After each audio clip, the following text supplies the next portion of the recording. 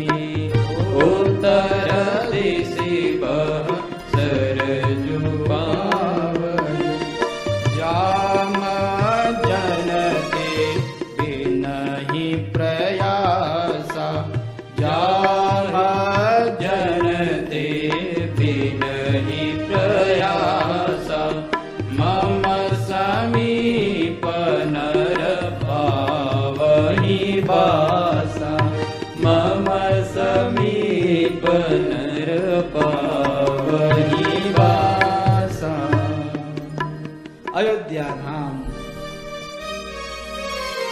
मुझे अत्यंत प्रिय है। क्यों?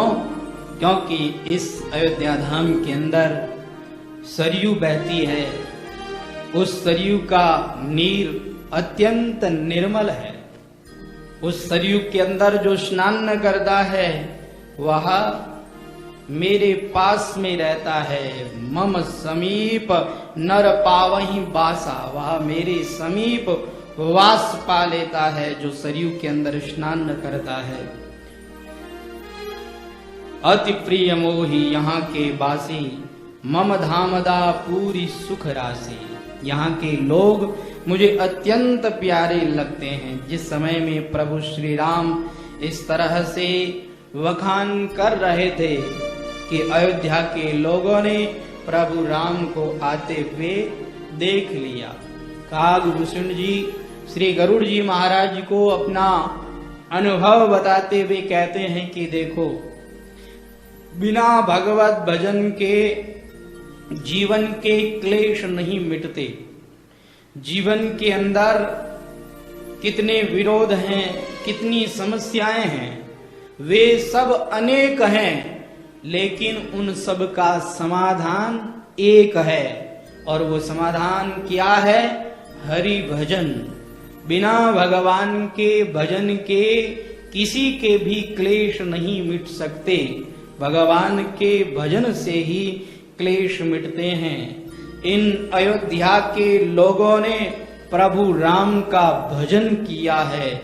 14 वर्ष तक इन्होंने प्रभु श्री राम का इंतजार किया है। प्रभु श्री राम का भजन करने के कारण अब इन लोगों की प्रतीक्षा की घड़ियां समाप्त हो गई है। जब तक प्रभु का दर्शन न हो तब तक प्रतीक्षा करते रहो, तब तक उन परमात्मा से प्रेम करते रहो, उन परमात्मा का इंतजार करते रहो। देखो, कितनी भी बड़ी रात क्यों न हो, रात के बाद दिन आता ही है। ऐसे ही भले ही प्रतीक्षा लंबी हो, लेकिन एक न एक दिन प्रतीक्षा पूरी जरूर होती है। इसलिए प्रभु श्री राम का आश्रय रखें, भजन करें, एक न एक दिन हम लोगों की प्रतीक्षा भी पूर्ण होगी। आज इन अयोध्या के लोगों की प्रतीक्षा पूर्ण हुई और इन्होंने क्या देखा? पुष्पक विमान पर आरूढ़ होकर के प्रभु श्री राम आ रहे हैं। वानर लोग जय जयकार कर रहे हैं और देखते ही देखते वह विमान अयोध्या के लोगों के बीच में उतर आया है। बोलिए राजा रामचंद्र भगवान की जय। अयोध्या के लोगों की प्रतीक्षा की घड़ियां समाप्त हो गई। अपने सामने, आंखों के सामने रघुनंदन का दर्शन करके उन्होंने अपनी आंखों को सफल बनाया, अपना जीवन सफल बनाया। आहा, प्रभु श्री राम हमारे बीच में आ गए। इन्होंने अपना वादा पूर्ण कर लिया। 14 वर्ष का कहा था, बस 14 वर्ष पूर्ण होते ही प्रभु श्री राम हमारे सामने आ गए हैं। सर्वप्रथम प्रभु श्री राम ने अपने गुरुदेव वशिष्ठ जी को और वहां पर पधारे हुए सभी ऋषि मुनि महात्माओं को, विप्र देवों को प्रणाम किया। और तत्पश्चात प्रभु श्री राम सर्वप्रथम श्री भरत जी महाराज से मिलते हैं। प्रभु श्री राम क्या देखते हैं कि भरत जी महाराज प्रभु श्री राम के सामने और धूल पर, मिट्टी पर, धरती पर दंडवत कर रहे हैं। प्रभु श्री राम के नाम को पुकारते हुए उनका प्रेम उमड़ गया है, उनके नेत्रों से अश्रुधारा बह रही है और वो श्री राम जी का नाम लेते हुए श्री राम जी को दंडवत प्रणाम कर रहे हैं। प्रभु दौड़े दौड़े आए, भरत जी को जबरदस्ती उठा करके अपने हृदय से लगा लिया। भरत जी कहते हैं, नहीं प्रभु, इस दीन को तो आप अपने चरणों में ही रहने दीजिए। लेकिन प्रभु कहते हैं, नहीं भरत, तुम्हारा चरणों में स्थान नहीं, तुम्हारा मेरे हृदय में स्थान है। बार बार प्रभु श्री राम श्री भरत जी महाराज को अपने हृदय से लगाते हैं और हृदय से लगा करके अब प्रभु श्री राम अपनी माताओं को प्रणाम करते हैं। तत्पश्चात जितने अयोध्या के लोग हैं उन सभी अयोध्या के लोगों से प्रभु राम मिलते हैं। अब आप बताइए, अयोध्या के लोग असंख्य लोग हैं, हजारों लोग हैं।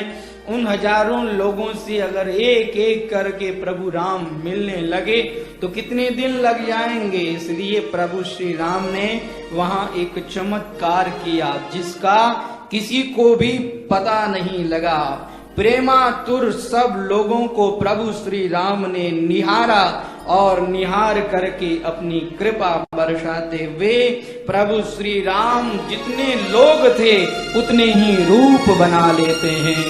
अमित रूप प्रकटे तेरी काला, अमित रूप प्रकटे तेरी काला, यथा जोग मिले सब ही कृपा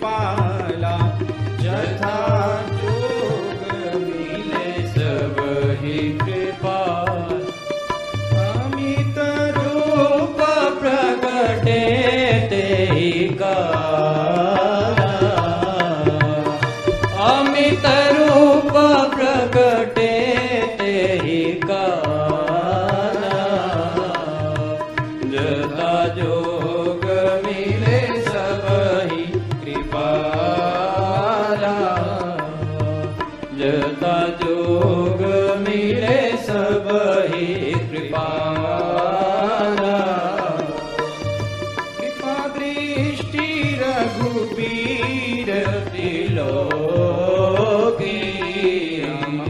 कृपा दृष्टि रघुबीर बिलोकी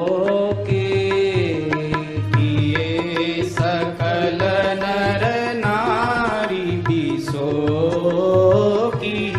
राम किए सकल नर नारी बिसोकी। अमित रूप से प्रभु श्री राम प्रकट हो गए और प्रकट होकर के सब लोगों से मिले। एक एक को प्रभु श्री राम ने अपने हृदय से लगाया, गले से लगाया और सब लोग प्रभु श्री राम की वाह वाह करते हैं, जय जयकार करते हैं। हमारे प्रभु कितने दयालु, कितने कृपालु है कि हम सब लोगों तक पहुंचे और हम सब लोगों से प्रभु श्री राम मिले। हम सब लोगों की प्रभु श्री राम ने कुशल क्षेम पूछी। हम सब लोगों के शोक का प्रभु श्री राम ने निवारण किया। उन सब लोगों के मन में आनंद ही आनंद है, प्रसन्नता ही प्रसन्नता है। अब श्री राम प्रभु सबसे मिलते हैं और सबको यथा योग्य अभिनंदन करते हैं। श्री भरत जी महाराज प्रभु श्री राम से मिल लिए। शत्रुघ्न जी ने श्री राम जी को प्रणाम किया, उनको भी हृदय से लगाया, गले से लगाया। अब श्री लखनलाल जी ने भरत जी को प्रणाम किया, भरत जी ने लखन जी को हृदय से लगाया और फिर शत्रुघ्न जी ने लखन जी को प्रणाम किया। लखनलाल जी ने अपने छोटे भाई को हृदय से लगाया, गले से लगाया। चारों भाई आपस में मिले और श्री लखनलाल जी ने भी गुरुदेव एवं सबको वहां पर प्रणाम किया, नमन किया। श्री रघुनाथ जी ने सबको नमन कर लिया।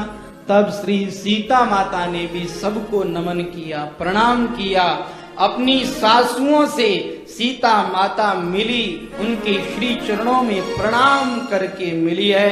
सासुओं ने सीता जी को अपने हृदय से लगाया है, गले से लगाया है और सासुओं ने बार बार श्री सीता जी को एक ही आशीष दी है कि हो ही अचल तुम्हार अहि वाता। हे सीता, हम तुम्हें आशीर्वाद देती हैं कि तुम सदा सुहागन रहो और सदा तुम अपने पति के साथ रहो। ऐसा उन सभी माताओं ने, सासुओं ने वरदान दिया है। तत्पश्चात माताएं आरती लेकर के आई है और माताओं ने भगवान श्री राम की आरती करी है। गोस्वामी श्री तुलसीदास जी महाराज ने यहाँ पर बहुत ही सुंदर वर्णन करते हुए कहा कि यह जो दृश्य है, ये जो आनंद की घड़ी है, इस आनंद की घड़ी का वर्णन करने में शेष भगवान भी असमर्थ है, तो मैं कैसे समर्थ हो सकता हूँ। ऐसी वो आनंद की घड़ी, चारों ओर आनंद ही आनंद बरस रहा है। प्रभु श्री राम अब वहां सबसे मिलकर के वहां से रवाना हुए। तो सबसे पहले प्रभु श्री राम कहाँ गए? सबसे पहले प्रभु श्री राम कैकेयी के महल में जाते हैं। प्रभु जानी कैकेयी ल जानी, प्रभु जानी कैकेयी ल जानी। प्रथमता सुगृह गए भवानी, प्रथमता सुगृह गए भवानी। प्रभु जानी कैकेयी ल जानी, प्रभु जानी कैकेयी ल जानी। प्रथमता सुगृह गए भवानी, प्रथमता सुगृह गए भवानी। प्रभु श्री राम ने क्या देखा कि माता कैकेयी वह सकुचित हो रही है। उन्हें बहुत लज्जा आ रही है कि मेरे कारण और प्रभु श्री राम को 14 वर्ष तक वनवास में रहना पड़ा। उन्हें कितना दुख उठाना पड़ा, तो उन्हें संकोच हो रहा है। प्रभु श्री राम सबसे पहले कैकेयी के महल में जाते हैं और जाकर के माता कैकेयी से कहते हैं कि माता, आप इस तरह से संकोच मत कीजिए, ये तो जो विधाता का विधान है वही हुआ है। विधाता के विधान को, विधाता के लेख को कोई बदल नहीं सकता है। जो होना था वही हुआ है। इसलिए मैं आपके श्री चरणों में प्रणाम करके यही निवेदन करता हूँ कि माते, अपने हृदय से संकोच को निकाल दीजिए। मेरे मन में कुछ भी नहीं है तो आप अपने मन में क्यों रखते हैं? कैकेयी माता प्रभु श्री राम को हृदय से लगा लेती है और कहती है, राम तुम कितने महान हो। मैंने तुम्हें 14 वर्ष का वनवास दिया, लेकिन फिर भी तुम्हारे मन में मेरे प्रति कुछ भी नहीं आया। राम, तुम ही ऐसी बात कह सकते हो। इस संसार के अंदर तुम्हारे समान कौन हो सकता है जो ऐसी बात कहे? अरे थोड़ा सा किसी को दुख दे दिया जाए, थोड़ी सी कोई विपरीत बात कर दी जाए तो लोग तुरंत नाराज हो जाते हैं, लोग तुरंत कुछ का कुछ सुना देते हैं। लेकिन राम, तुम वास्तव में महान हो। राम, तुम मर्यादा पुरुषोत्तम हो और तुमने वास्तव में मर्यादा का पालन किया है। कैकेयी माता के भीतर जो भी था प्रभु श्री राम ने निकाल दिया। कहा, अपना संकोच छोड़ो और माता, अपने इस पुत्र से स्नेह करो, अपने इस पुत्र से प्रेम करो। प्रभु श्री राम यहाँ कैकेयी के महल में आए हैं तो गोस्वामी श्री तुलसीदास जी महाराज क्या लिखते हैं कि लोगों ने उस समय में सोचा, लोग उस समय में डरने लग गए, घबराने लग गए और वो सब लोग कहने लगे, प्रभु श्री राम कैकेयी के महल में क्यों जा रहे हैं? कहीं ऐसा न हो कि कैकेयी फिर से प्रभु श्री राम को वही वनवास दे दे, क्योंकि पता नहीं है इस कैकेयी का, अगर फिर से वरदान दे दिया तो फिर हम क्या करेंगे। सब लोग इस तरह से डरने लग गए, घबराने लग गए। लेकिन श्री गोस्वामी तुलसीदास जी महाराज कहते हैं, जैसे ही कैकेयी अम्मा से मिलकर के प्रभु श्री राम वापस आने लगते हैं, तब वो सब लोग सुखी हो जाते हैं, प्रसन्न हो जाते हैं। कहते हैं, आहा, प्रभु श्री राम अपने महल की तरफ आ गए, अब कोई चिंता नहीं है। प्रभु श्री राम आ गए हैं, तभी अयोध्या के लोगों में हर्ष है, आनंद है, उत्साह है और अयोध्या के लोग उस समय में झूम रहे हैं, नाच रहे हैं, गा रहे हैं। प्रभु श्री राम पधारे हैं तो चारों ओर उत्सव ही उत्सव मनाया जा रहा है, आनंद ही आनंद मनाया जा रहा है। अब प्रभु श्री राम को स्नान कराने के लिए तीनों भाई आते हैं, कहते हैं हम आपको स्नान कराएंगे। लेकिन प्रभु श्री राम क्या कहते हैं? प्रभु श्री राम कहते हैं कि नहीं, मुझे स्नान कराने से पहले मेरे सखाओं को स्नान कराया जाए। क्यों? सखाओं को क्यों स्नान कराया जाए? कहा, देखो अब राम राज्य स्थापित होने वाला है, तो राम राज्य के अंदर जो निम्न वर्ण के लोग हैं, सबसे पहले सुख सुविधा वहां पर पहुंचनी चाहिए, निम्न वर्ण से शुरू होनी चाहिए, ऊपर से नहीं, नीचे से सुख सुविधा शुरू होनी चाहिए ताकि वो ऊपर तक पहुंचे। होता क्या है, ऊपर से सुख सुविधा शुरू होती है और बेचारे नीचे वाले लोगों तक तो वो सुख सुविधा पहुंचती ही नहीं है। ऐसा ही हो रहा है इस दुनिया के अंदर। कहा तो जाता है कि गरीबों के लिए ये सुविधा दी जा रही है, वो सुविधा दी जा रही है, बहुत सी सुविधाओं का नाम दिया जाता है, लेकिन लोग पहले से ही खा जाते हैं, उन गरीबों तक पहुंचने ही नहीं देते हैं। इसलिए प्रभु श्री राम ने कहा, राम राज्य ऐसे स्थापित नहीं होगा। राम राज्य अगर स्थापित होगा तो नीचे के लोगों से सुख सुविधा देनी शुरू करो, तब राम राज्य स्थापित होगा। तो मैं पहले स्नान नहीं करूंगा, पहले अपने सखाओं को स्नान कराऊंगा।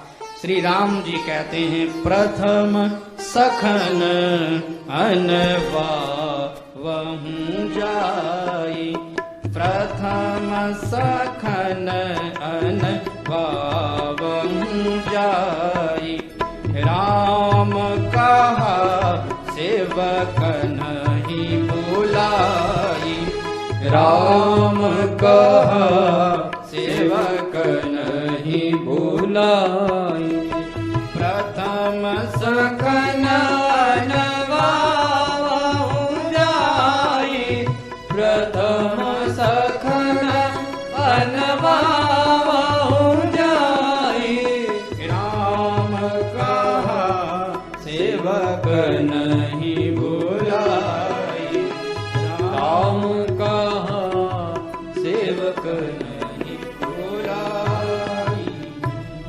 प्रथम मेरे सखाओं को स्नान न कराया जाए। तुरंत कहा ठीक है, अब सखाओं को स्नान न कराया जाए। प्रभु श्री राम के सखा कौन है? कोल, भील, किरात, राक्षस, केवट, ये सब प्रभु श्री राम के सखा लोग हैं। उन सब को स्नान न कराया गया। भरत जी महाराज आए, प्रभु आपकी सखाओं को स्नान न करा दिया गया, अब आप स्नान न कर लीजिए। प्रभु श्री राम कहते हैं भरत ऐसा करो, मेरे लिए स्नान के लिए जो आसन लगाया गया है उस पर तुम बैठ जाओ, तुम्हें पहले मैं स्नान न कराऊंगा। आहा, धन्य है श्री भरत जी महाराज। प्रभु श्री राम स्वयं अपने आसन पर भरत जी महाराज को विराजमान करते हैं और प्रभु श्री राम स्वयं भरत जी महाराज को अपने हाथ से स्नान कराते हैं। जिस समय में प्रभु श्री राम के ये हाथ श्री भरत जी महाराज की जटाओं को सुलझाने में लगे हैं, उस समय में श्री भरत जी महाराज के नेत्रों से अश्रुधारा बहने लग जाती है। भरत जी महाराज मन ही मन सोचते हैं कि जो प्रभु श्री राम मेरी जटाओं को सुलझा रहे हैं, मेरे ही कारण उनके ये सुंदर सुंदर घुंघराले बाल आज जटाएं बन गई है, उसका कारण मैं हूँ। भरत जी महाराज रोने लगते हैं। अचानक प्रभु श्री राम की नजर पड़ती है, भरत तुम रो रहे हो। भरत जी महाराज आंसू पोंछ लेते हैं, नहीं नहीं प्रभु रो नहीं रहा हूँ। कहा नहीं, तुम रो क्यों रहे थे बताओ।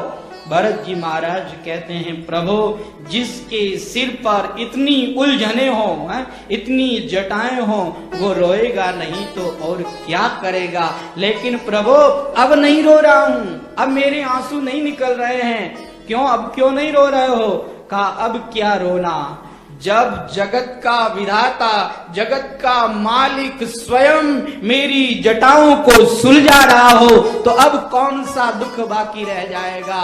अब कोई दुख नहीं, अब हाँ मेरी जटाएं सुलझ जाएगी, अब मुझे कोई दुख नहीं है। देखिए, जीव का काम है उलझाना और प्रभु का काम, भगवान का काम है सुलझाना। भरत जी महाराज की जटाओं को प्रभु श्री राम अपने हाथ से स्वयं सुलझाते हैं, भरत जी महाराज को स्वयं स्नान कराते हैं। तत्पश्चात लक्ष्मण जी आए, प्रभु श्री राम से कहने लगे अब तो आप स्नान कर लीजिए, मैं आपको स्नान करा देता हूँ। प्रभु श्री राम कहते हैं नहीं, तुम दोनों भाइयों को भी मैं स्नान कराऊंगा। कहा प्रभु ये क्या कर रहे हैं आप, हम आपको स्नान करा देते हैं।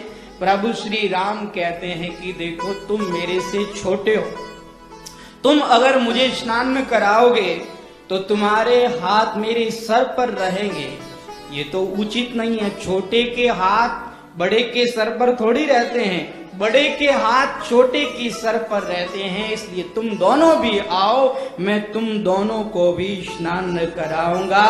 लखन लाल जी को और शत्रुघ्न लाल जी को भी श्री राम जी स्वयं अपने हाथों से स्नान कराते हैं। अनवाए प्रभु तीनों भाई, अनवाए प्रभु तीनों भाई, वचन कृपाल रघुराई भगत वचन कृपाल रघुराई अनवाये प्रभु तीनहु बाई अनवाये प्रभु तीनहु बाई भगत वचन कृपाल रघुराई भगत वचन कृपाल रघुराई अनवाये प्रभु तीनों भाई, तीनों भाइयों को प्रभु राम ने स्वयं ने अपने हाथों से स्नान कराया। प्रभु श्री राम कहते हैं कि देखो, मैं राम राज्य का राजा हूं, तो राम राज्य के राजा को सत्ता का लोभी नहीं, सत्ता का प्रेमी नहीं, सेवा का प्रेमी होना चाहिए। इसलिए मैं तुम सबकी सेवा कर रहा हूं। कहा, प्रभु आपने हमको स्नान न करा दिया, अब तो आप स्नान न कर लीजिए, हम आपको अब तो स्नान न करा दें। प्रभु राम कहते हैं, नहीं नहीं, तुम नहीं स्नान न कराओगे, मैं स्वयं स्नान न करूंगा। पुनि निज जटा राम बिबराए, पुनि निज जटा राम बिबराए गुर अनुशासन मांगे नहाए गुर अनुशासन मांगे नहाए पुनि निज जटा राम बिबराए, पुनि निज जटा राम बिबराए गुर अनुशासन मांगी नहाए, गुर अनुशासन मांगी नहाए। पुनि निज कर कथा कट, पुनि निज जटा राम बिबराए। श्री राम जी ने स्वयं ने अपनी हाथों से अपनी जटाओं को सुलझाया और गुरुदेव की आज्ञा से प्रभु श्री राम ने स्नान न किया। किसी ने कहा, हे श्री राम जी, आप तो राजा हैं, तो आपने अपने हाथ से स्नान क्यों किया? सेवक लोग तैयार खड़े हैं, आपके भाई लोग तैयार खड़े हैं, इनके द्वारा आप स्नान न कर लेते, आपने स्वयं ने स्नान क्यों किया? तो प्रभु श्री राम कहते हैं कि मैं राम राज्य का राजा हूं। जो राजा अपने तन की सेवा नहीं कर सकता, वह राजा वतन की क्या सेवा करेगा? अरे राजा होता है सर्व समाज का, राजा होता है देश का, देश की जो रक्षा करे, वतन की जो रक्षा करे, वही तो राजा होता है। राजा इसीलिए तो बनाया जाता है कि वह समाज की सेवा करे, वह वतन की रक्षा करे। तो जो स्वयं अपने तन की रक्षा, तन की सेवा नहीं कर सकता, वह वतन की क्या सेवा करेगा? यह बात बताने के लिए प्रभु श्री राम ने स्वयं ने अपने हाथों से स्नान किया है और स्नान करके प्रभु श्री राम ने वस्त्राभूषण पहने हैं, आभूषण पहने हैं। गोस्वामी श्री तुलसीदास जी महाराज कहते हैं, करिमज्जन प्रभु भूषण साजे, करिमज्जन प्रभु भूषण साजे, अंग अनंग देखी सतलाजे, अंग अनंग देखी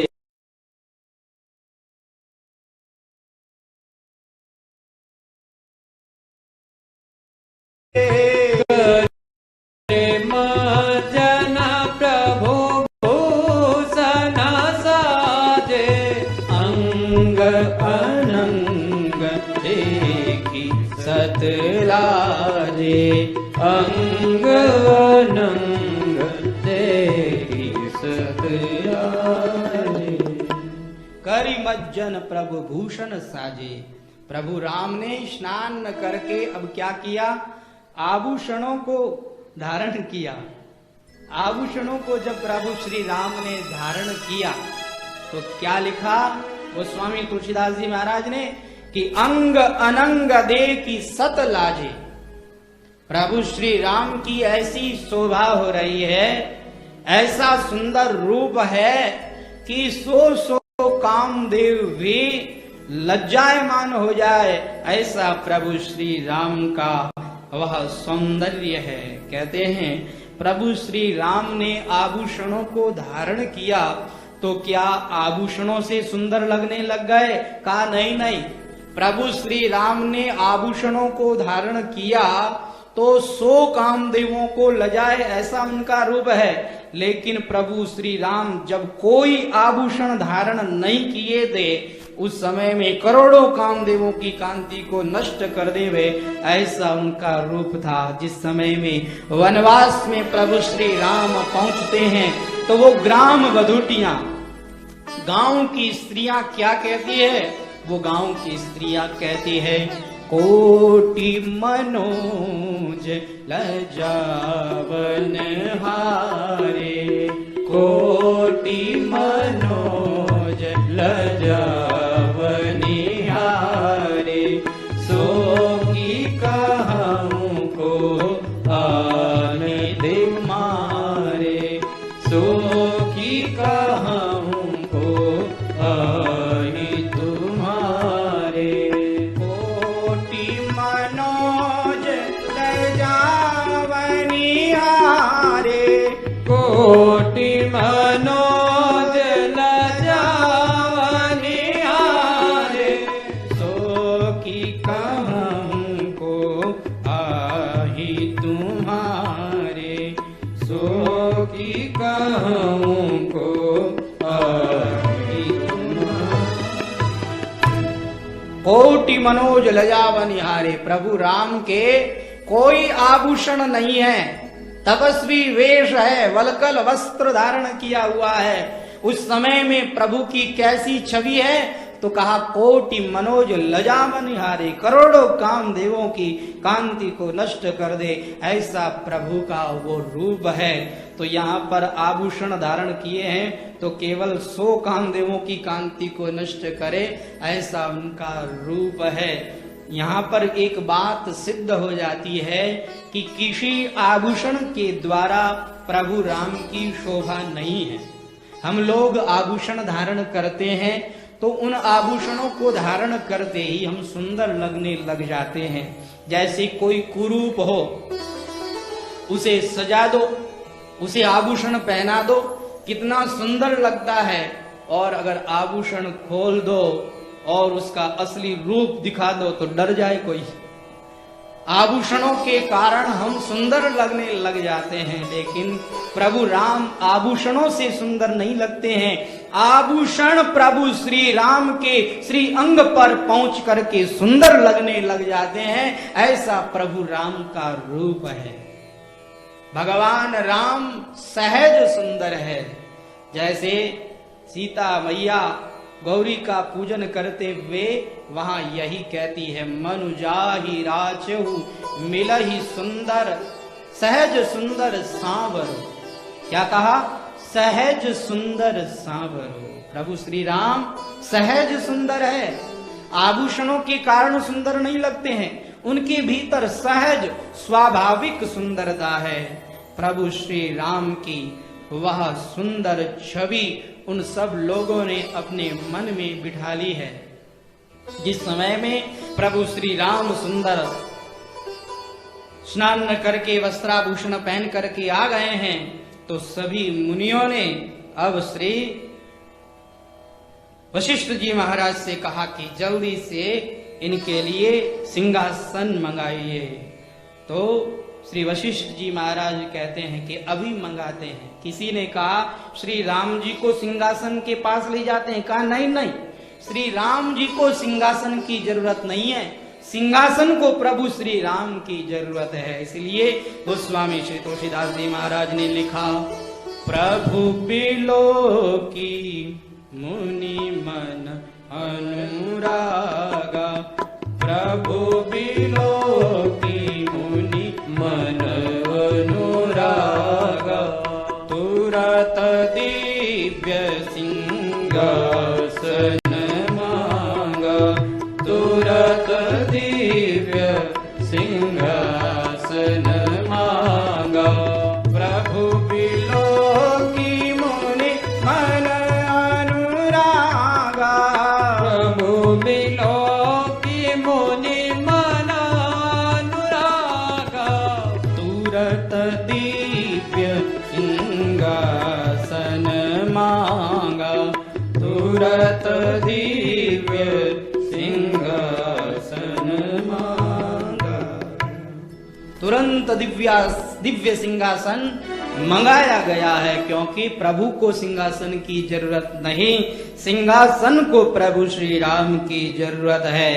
अब तो प्रभु श्री राम सिंहासन पर विराजमान हुए, लेकिन प्रभु श्री राम ने यहाँ पर एक बहुत बड़ा कार्य किया है, जो कार्य आज तक किसी ने नहीं किया, वह कार्य प्रभु श्री राम ने किया है। आज तक सिंहासन पर राजा अकेले बैठते आए हैं, लेकिन हमारे प्रभु श्री राम ने तो श्री सीता जी के सहित सिंहासन पर विराजमान हुए हैं। श्री सहित सीता जी के सहित श्री राम जी सिंहासन पर विराजमान हुए हैं। राजा राम जानकी रानी आनंद अवधि अवध रजधानी, श्री राम जी राजा बने हैं और श्री सीता जी को रानी बनाया है। अपने सिंहासन पर प्रभु श्री राम ने सीता जी को साथ में बिठाया है, और यहाँ श्री सीता जी के लिए गोस्वामी श्री तुलसीदास जी महाराज ने श्री यह शब्द लगाया है। श्री का मतलब होता है लक्ष्मी।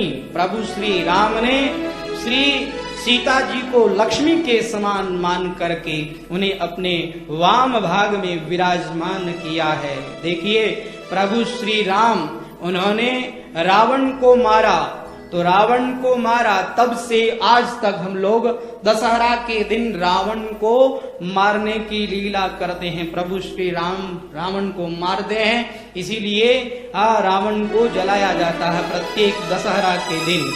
प्रभु श्री राम सीता जी को लेकर के आए हैं। खोई हुई सीता प्रभु श्री राम को मिल गई है, खोई हुई लक्ष्मी प्रभु श्री राम को मिल गई है। इसलिए अयोध्या के अंदर दीपोत्सव मनाया गया है, दीपावली मनाई गई है। जहां देखो वहां लोग अपने अपने घरों को सजा रहे हैं, और जहां देखो वहां लोग सज धज करके आ रहे हैं। और गुरुदेव वशिष्ठ जी महाराज ने वहां पर तीर्थों का जल मंगाया है, और सभी ब्राह्मण लोग स्वस्ति वाचन कर रहे हैं। प्रभु श्री राम सीता जी के सहित सिंहासन पर विराजमान हो गए हैं। वानर लोग भी मनुष्य का रूप बना करके प्रभु श्री राम के सामने खड़े हैं। श्री हनुमान जी महाराज कहते हैं, मैं तो धन्य हो गया, मुझे प्रभु श्री राम के श्री चरणों में स्थान मिल गया। उस समय में सभी देवता लोग भी मनुष्य का रूप बना बना करके आ गए हैं। और प्रथम तिलक वशिष्ठ मुनि की ना, गुरुदेव श्री वशिष्ठ जी महाराज ने स्वयं ने वहां पर अपने हाथ से प्रथम तिलक किया है। और अब वहां पर चारों ओर वेद मंत्रों की ध्वनि हो रही है। देवता लोग आकाश से पुष्पों की वर्षाद कर रहे हैं, जय जयकार कर रहे हैं। चारों ओर आनंद ही आनंद है। पूरी अयोध्या के अंदर आज राम राज्याभिषेक का उत्सव मनाया जा रहा है। सब लोग झूम रहे हैं, नाच रहे हैं, गा रहे हैं। हे आनंद आयो रे रघुवर जी मां पर रंग बरसायो रे, आनंद आयो रघुवर जी मां पर रंग बरसायो रे आनंद आयो रे आनंद आयो रे रघुवर जी माँ पर रंग बरसायो रे आनंद आयो रे रघुवर जी माँ पर रंग बरसायो रे आनंद आयो रे जय हो।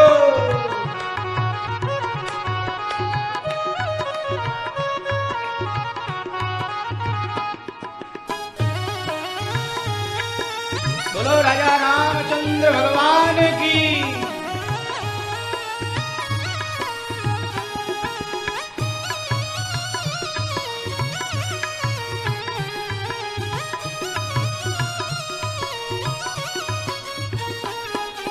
सुरसती गणपति शिव पार्वती ऐसो साज सजायो रे सुरसती गणपति शिव पार्वती ऐसो साज सजायो रे रामायण और सत्संगत को रामायण और सत्संगत को जोग मिलायो रे आनंद आयो रे रघुवर जी माँ पर रंग बरसायो रे आनंद आयो रे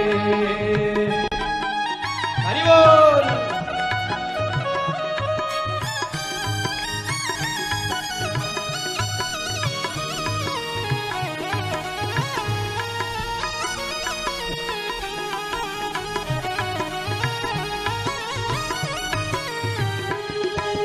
हरि भगति मुगति रो माने मार्ग सुगम बतायो रे हरि भगति मुगति रो माने मार्ग सुगम बतायो रे छोटा मोटा सब अधिकारी छोटा मोटा सब अधिकारी ढोल गुरायो रे आनंद आयो रे सियावर जी माँ पर रंग बरसायो रे आनंद आयो रे रघुवर जी माँ पर रंग बरसायो रे आनंद आयो रे हरि बोल।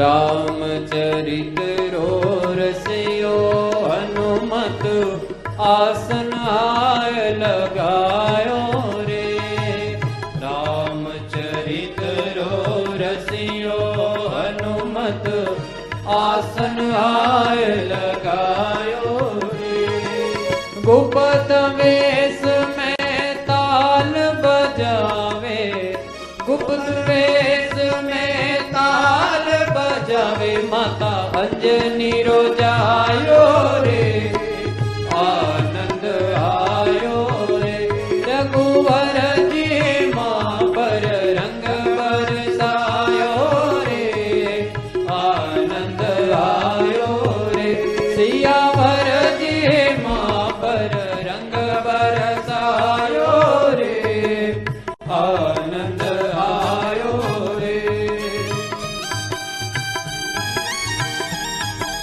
जय हो।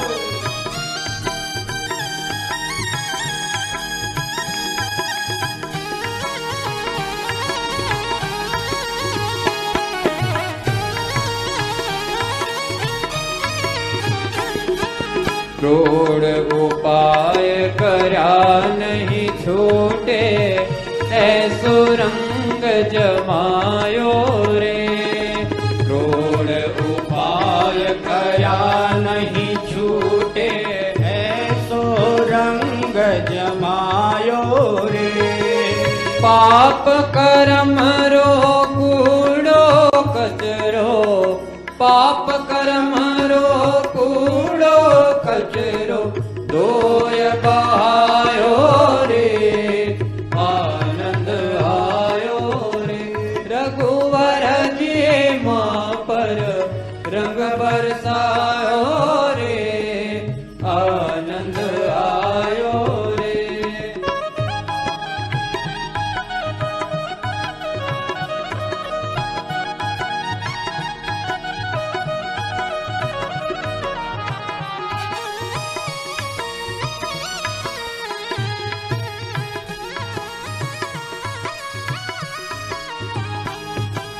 रघुवर जी रे राज तिलक रो, उत्सव आज मनायो रे। रघुवर जी रे राज तिलक रो, उत्सव आज मनायो रे। नभ में देव पुष्प बरसावे, नभ में देव पुष्प बरसावे, मंगल छायो रे, आनंद आयो रे। रघुवर जी माँ पर रंग बरसायो रे, आनंद आयो रे। सियावर जी माँ पर रंग बरसायो रे, आनंद आयो रे, आनंद आयो रे। बोलो राजा रामचंद्र भगवान की। अयोध्या धाम के अंदर राम राज्याभिषेक खूब उत्साह के साथ में, खूब आनंद के साथ में मनाया गया। चारों ओर आनंद ही आनंद, उत्साह ही उत्साह। श्री गोस्वामी तुलसीदास जी महाराज कहते हैं कि यह जो राम राज्याभिषेक उत्सव हुआ, इस आनंद का वर्णन मैं शब्दों में नहीं कर सकता। ऐसा आनंद, देवता लोग भी यहाँ पर मानव का रूप बना करके आए हैं, शंकर भगवान भी मानव का रूप बना करके आए हैं, और शंकर भगवान भी इस उत्सव का लाभ लेते हैं। सभी याचकों को अयाचक बना दिया गया है, इतना दान दिया गया है, इतना दान दिया गया है। जो भी मांगने वाले हैं सबको अयाचक बना दिया। पूरी जिंदगी में किसी के आगे हाथ नहीं फैलाना पड़े, इतना उनको धन दिया गया है। ऐसा अपार धन लुटाया गया है। आनंद ही आनंद हो गया है चारों ओर। इस तरह से जब आनंद ही आनंद हो गया, हनुमान जी महाराज कहते हैं कि उस समय में प्रभु श्री राम ने हम सभी वानरों को जाने की आज्ञा दी, मुझे नहीं दी, और सब लोगों को जाने की आज्ञा दे दी गई। प्रभु श्री राम की आज्ञा थी, इसलिए सब लोगों को जाना भी पड़ा। अंगद का तो जाने का बिल्कुल मन ही नहीं था, लेकिन श्री राम जी की आज्ञा के विरुद्ध वो क्या कर सकता था। श्री राम जी की आज्ञा थी, इसलिए अंगद रोते हुए वहां से प्रस्थान करते हैं। सुग्रीव भी वहां से प्रस्थान करते हैं। विभीषण जी भी प्रभु राम से मिलकर के प्रस्थान करते हैं। जितने भी लोग आए थे सब से प्रभु प्रेम से मिले और सबको प्रभु ने प्रेम से विदाई दी। हनुमान जी महाराज कहते हैं मुझे तो यहीं पर रहने की आज्ञा मिल गई और मुझे किसी से आज्ञा लेने की आवश्यकता भी नहीं। माता श्री जानकी जी मुझे पुत्रवत स्नेह करती है, प्रभु श्री राम मुझसे पुत्रवत प्रेम करते हैं, तो फिर मुझे कहाँ जाने की आवश्यकता है। और मेरी माता ने तो जानकी मैया को कह भी दिया था कि मैं तो धाय माता हूँ, असली माता तो आप ही हो। मैंने तो आपको अपने पुत्र को समर्पित कर दिया है, तो मेरी माता की ओर से मुझे आज्ञा मिल चुकी थी। वैसे सुग्रीव का मैं कोई दास तो था नहीं, अपनी मर्जी से मैं उनका मंत्री बना था और सुग्रीव ने भी मुझे सहर्ष आज्ञा दे दी। सुग्रीव भी प्रभु श्री राम की सेवा में रखने पर बहुत राजी थे। तो सब लोग चले गए और मैं प्रभु श्री राम के श्री चरणों में ही विराजमान रहा। हनुमान जी महाराज कहते हैं कि एक बात तो मैं आपको बताना भूल ही गया। जिस समय में ये उत्सव हो रहा था, आनंद हो रहा था, तो उस समय में सीता मैया श्री राम जी की ओर देखती है।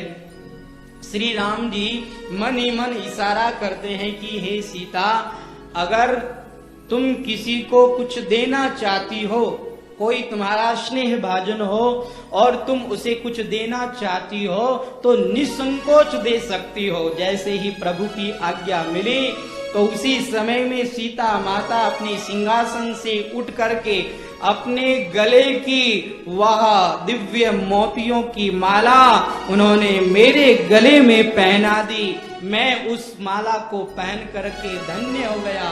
मेरी माता ने मुझे जो माला पहनाई है वह तो विशेष ही होगी, क्योंकि इस संसार के अंदर जितनी भी वस्तुएं हैं, सब की सब वस्तुएं पांच भौतिक है, सब की सब वस्तुएं नष्ट होने वाली है। इस संसार के अंदर विशेष तो केवल प्रभु राम है, या फिर माता सीता है, या फिर इन दोनों युगल चरणारविंद का आश्रय है, वही दिव्य है। प्रभु श्री राम का जो नाम है, सीता राम प्रभु का जो नाम है, वही दिव्य है, वही विशेष है। और सब तो संसार की वस्तुएं विशेष नहीं है, सब शेष है, सब नष्ट होने वाली है, कोई भी विशेष नहीं है।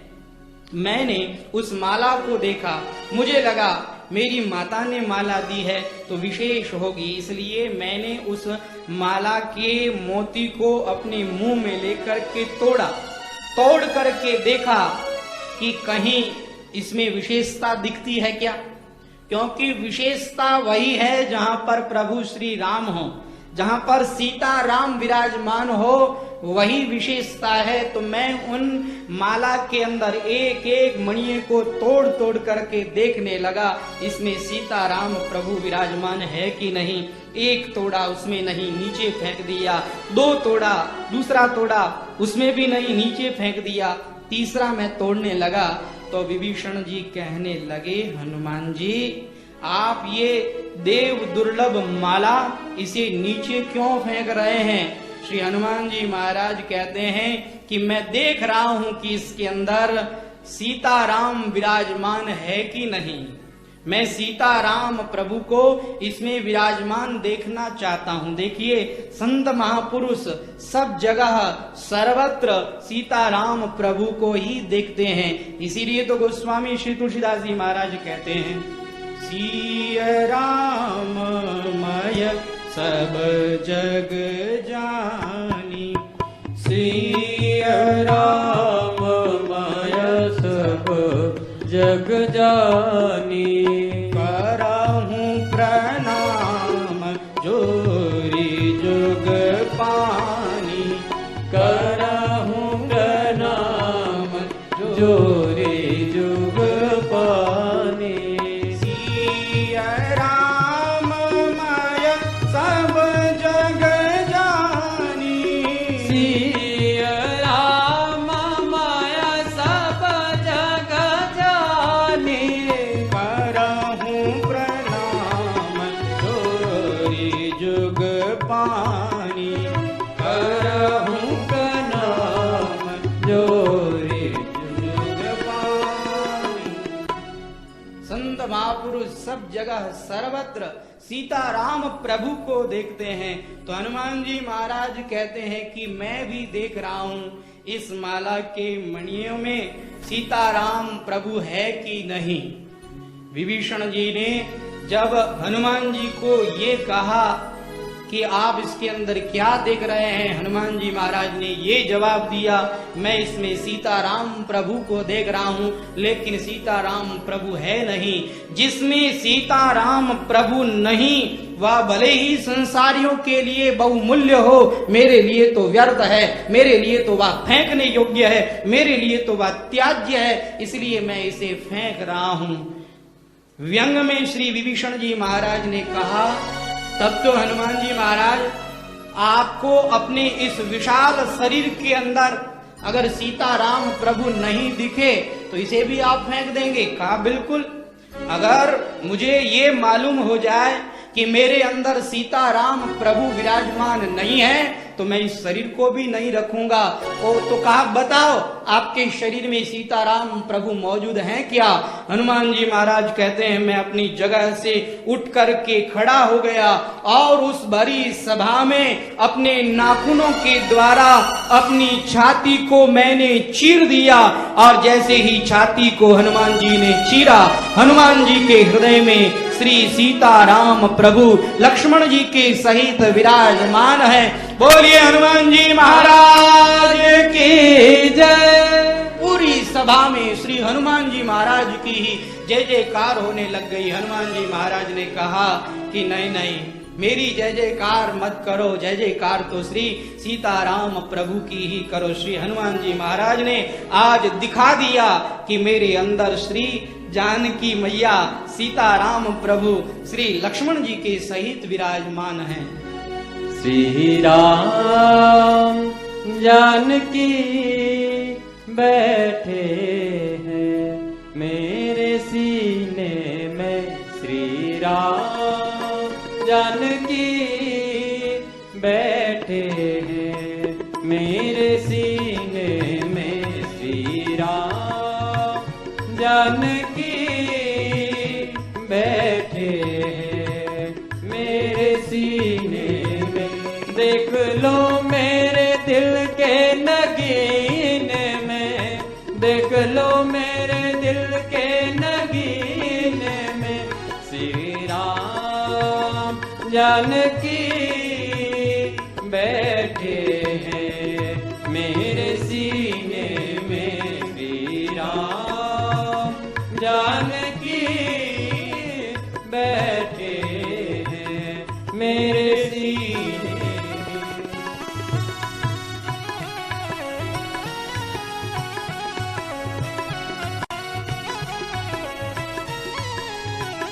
मुझको कीर्ति न वैभव न यश चाहिए, मुझको कीर्ति न वैभव यश चाहिए, राम के नाम का मुझको रस चाहिए, राम के नाम का मुझको रस चाहिए।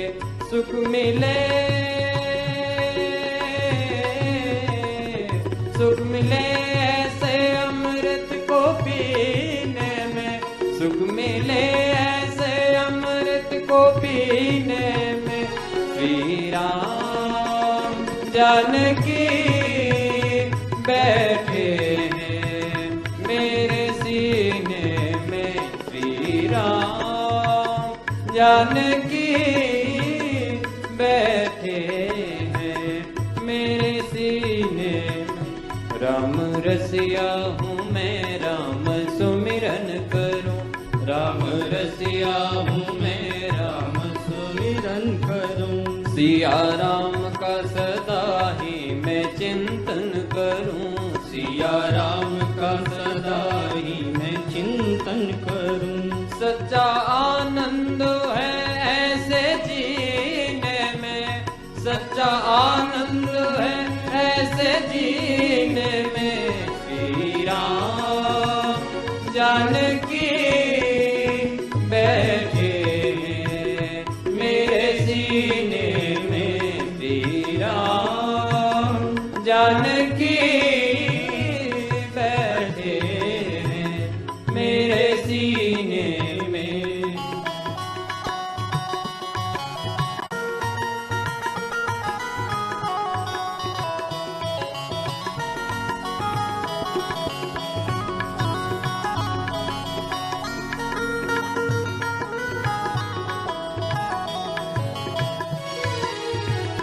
पड़सीना है सबको ये दिखला दिया, पड़सीना है सबको ये दिखला दिया, भक्ति में है मस्ती ये दिखला दिया, भक्ति में है ये मस्ती ये दिखला दिया। कोई मस्ती न सागर मीने में, कोई मस्ती न सागर मीने में, श्री राम जानकी बैठे मेरे सीने में श्री राम। जानकी बैठे मेरे सीने में, देख लो मेरे दिल के नगीने में, देख लो मेरे दिल के नगीने में श्री राम।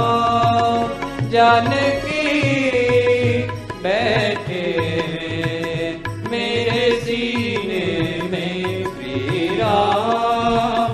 जानकी बैठे मेरे सीने में श्री राम। जानकी बैठे मेरे सीने में। आज हनुमान जी महाराज ने यह सिद्ध कर दिया कि मेरे सीने के अंदर श्री सीताराम जानकी विराजमान हैं, लक्ष्मण जी के सहित विराजमान हैं। सब लोगों ने यह दृश्य देखा, हनुमान जी महाराज को सभी लोगों ने नमन किया, प्रणाम किया। तो आज के इस कथा प्रसंग को यहीं विराम देते हैं। हमारे बीच में पूज्य श्री राम प्रसाद जी महाराज पधार चुके हैं।